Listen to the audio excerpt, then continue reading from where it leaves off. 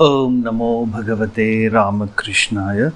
Lessons for Life from Swami Jagadatmananji's inspiring bestseller, Learn to Live, Volume 2, Chapter 1, Give Up Worries and Anxieties.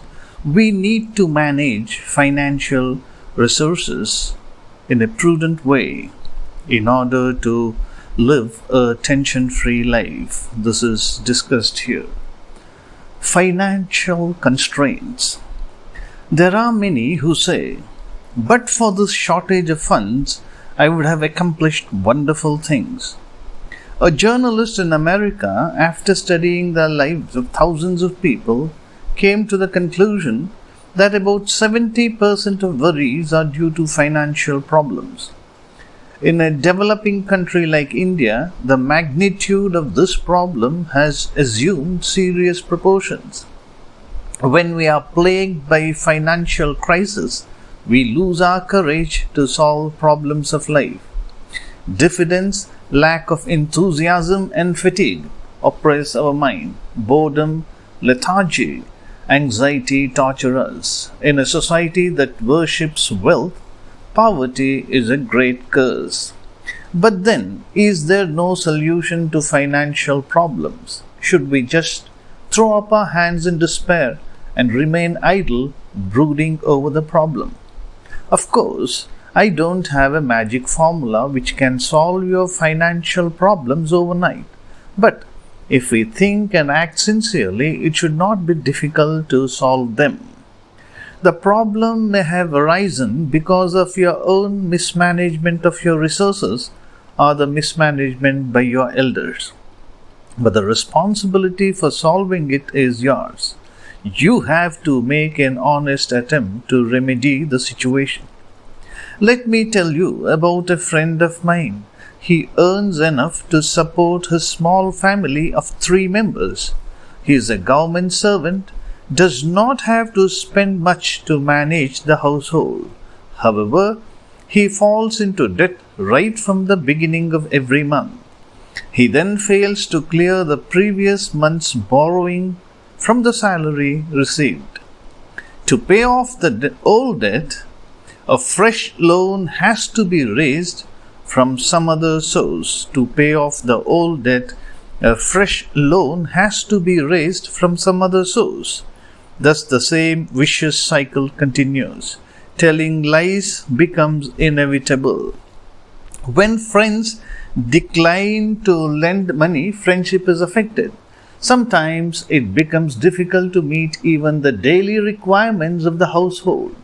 The situation at home becomes miserable when there are guests or if anybody falls ill.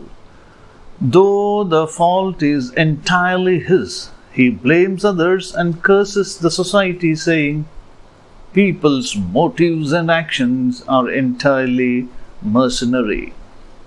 This gentleman is good, generous, but a little extravagant. He likes to live in style. He values friendships, seeks good company. But he does not believe in saving. He buys television, refrigerator, washing machine, etc., even by raising loans. This man could have led a relatively trouble-free, comfortable life. His only fault is that he spends indiscriminately on things which are beyond his salary. Then he resorts to borrowing. Thus the vicious cycle of debt and poverty continues to torment him. Economics is a stern master. It does not show compassion or mercy to anybody. However hard you may try, you cannot live without spending money. But you will not allow your money to slip from your pocket so fast. If you have a little forethought, a little concern about future, that is, a little concern for the future, guard us against extravagance. This is a very important point. That is, a little concern for the future guards us against extravagance. Shortage of money is not the real problem. Even great economists have found out that it is very important to make proper use of the money we have. In other words, we must learn the art of handling money. Many rich people spend beyond their means and in consequence create financial troubles themselves. There are others who spend their limited income frugally and remain contented, happy and debt-free.